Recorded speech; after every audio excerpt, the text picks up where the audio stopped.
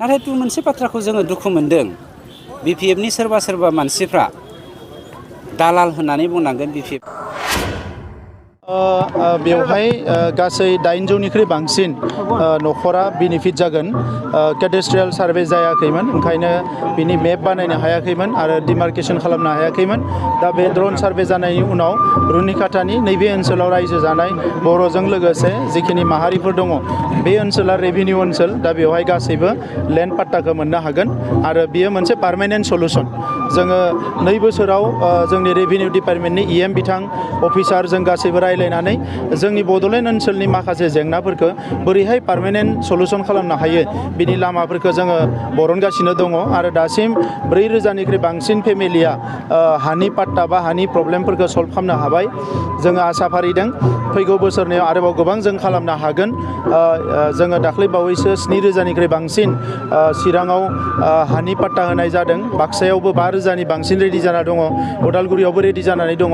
आं मिजिंथिदों फैगौ बोसोरनैनि गेजेराव जोङो जेंनाफोरखौ फोजोबनो हागोन आरो बिनिखायनो जे थांनाय 17 बोसोराव बिपिएफनि समाव बिथांमोना इलेक्सन फैयोबा हा होनो होननानै रायजोफोरनि भटखौ लायो आरो थगायो आरो इलेक्सन फैयोबा हा होनो आरो रायजोफोरखौ थगायो बेबायदि खालामबाय थादोंमोन नाथाय जोंनि समाव जों आइ आफा रायजो राजाखौ थगायनो थाखाय फैयाखै जोङो पार्मानेन्ट सलुसन खालामनो फैदों नंखायनो जिखिनि हानि जेंना दङ जोंनि माहारिनि हानि जेंना आरो गुबुनफोरनि हानि जेंना आयेनगत भाबै जेखौ जों फोजोबनो हायो जों सलुसन खालामनो हायो बेखौ थाबैनो जों सलुसन खालामगोन हाग्रा ओनसोलनि जेंनायाथ' जोबगोन बारा गोबाव गैला मेक्सिमाम जेंनाया जोबगोन खालि माखासेया गोदान हाबनाय दङ बिथांमोनखौ आं रिक्वेस्ट खालामदों जे गोदानै हाग्रा दाननो नांला गुबुन जायगायाव बिथांमोननो जायगा होनाय जागोन जायफ्रा हा गैथारा बिथांमोना फैनानै जोंनि रेभिनिउ डिपार्टमेन्टखौ लोगो हमफैनांगौ बिथांमोननो गुबुन जायगायाव हा होनाय जागोन नाथाय गोदान जाहाथे हाग्रा एवस्राङा बाखि जिखिना FRA फरेस्ट राइट एक्टनि गेजेरजों हानि मोन्थाइखौ मोनगोन बिथांमोननो जोङो गोबाव खालामाजासिनो थाबैनो हानि मोन्थाइखौ होजोबगोन दिनै बिथांमोननि आङो गोबाव समनि उनाव बिथांमोननि खौरांखौ लादों बिथांमोननि न'खरनि अबस्थाया मोजां नङा बिथांमोननि न'खरनिफ्राय सोरखौबा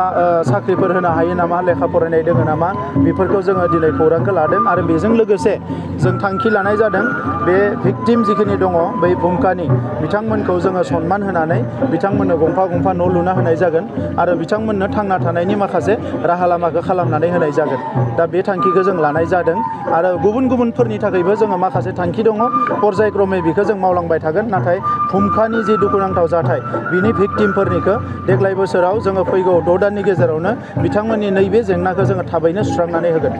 मोननाङै मानसिनो जों हा होनो नागिराखै हा मोननाङैया हा मोना मानोना आयेनासो हाखौ होयो मेला खालामबाबो बे आयेनजोंसो होगोन मेला खालामाबाबो आयेनजोंसो होगोन नाथाय बिथांमोना मा जाबाय जोंनि माहारिनि जेंनाखौबो फोजोबाखै गुबुन माहारिनि जेंनाखौबो फोजोबाखैमोन दा दिनै जोङो जोंनि माहारिनिखौ फोजोबनो सानदों गुबुन माहारिनिखौबो आयेनगत भाबै जिखिनि हायो बेखौसो जोङो फोजोबनो सानदों दा बिथांमोना गोदानै जोंखौ फोरोंनो नाङा मानोना 17 बोसोराव बिथांमोना जोंनि हारिखौबो थगायलांबाय गुबुन हारिखौबोथ' थगायखाबाय बिनिखायनो बर' जानानै बेसेबां दाङाबाजि बायदिसिना थासारि जाबाय एमपिया जोङो सेजाबाय बे थासारिफोरा फैदों दा दिनै बिनिखायनो जोङो नायदों बिजिरदों मानोना जोंबो सोमावसारनाय बेकग्राउन्डनिफ्राय फैनाय हारिनि बाथ्राखौ जोंबो मिथिगौ दा नंखायनो मोनफ्रोमबो बाथ्राखौ जों सानै हयै मावलांबाय थागोन जोबोद माने मा होनगोन बेखौ हस्टिया पलिटिक्स होनना बुङो माने मा होनो जोबोद माने साज्रां राजखान्थि बियो जे सोरनिबा मिटिङाव थांनो होआ सोरनियावबा फैनो होयो हा लानो नाङा हा लानो नांगौ बे रायजो राजाफोरखौसो माखासे बिथांमोना भिक्टिम खालामनाय जादों दा नंखायनो आं रायजो बिथांमोनखौ खावलायदों जुदि सोरबाया सानदोंबा जे UPPLनि समाव दानि सरकारनि मानसिफोरनिफ्राय हा लाया उनाव लागोन BPFआथ' मालाबाबो फैनाय नंला बिथांमोननिया पार्टियानो जोबसिगोन लासैनो साननैसो एसे ओरै बिथांमोना खालामबाय थादों लासैनो नुगोन जे BPFनि दखानानो बन्द जासिगोन ओंखायनो बिथांमोननो जुदि हा नाङाबा जोंथ' बुंनांगौ गैया जोंथ' होगोन बयनोबो जिखिना मोनो बेनो जों बयनोबो हाखौ होगोन नांगौबा न' थांनानै होनानै फैगोन जोंनि मोनथाम गामि पश्चिम गलाजार ओमफ्राय उत्तर रुनिकाटा मोनसेया मा गामि मोनलाय मदाति बे मोनथाम गामिनि 817टा न'खरा दिनैसिम हानि जुरिब जायैनि जाहोनाव बिथांमोना लेन्ड हल्डिंबो गैयामोन बिथांमोननियाव मियादि पाट्टा जेबो गैयामोन जायनि जाहोनाव बिथांमोना एडमिसन बायदिसिना गोबां अफिसियेल खामानियावहाय जेबो मावनो हायामोन बेखौ बे 75 बोसोरखौ जिबायदि सैसोनो गोनां जाबाय जोंनि सरकारा जोंनि जे इस्ताहार पत्र बेवहाय जोङो बाथ्रा होखानाय बायदियै हानि जेंनाखौ जोङो फोजोबनो थाखाय हानायमानि नाजादों।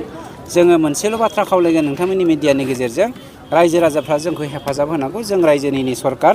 जोंनि सरकारा रायजोनि खामानि थाखाय मावनो थाखाय राजि। नाथाय मोनसे बाथ्राखौ जोङो दुखु मोनदों, BPFनि सोरबा मानसिफ्रा दालाल होननानै बुंनांगोन, BPFनि जानानै दालाल मावग्रा।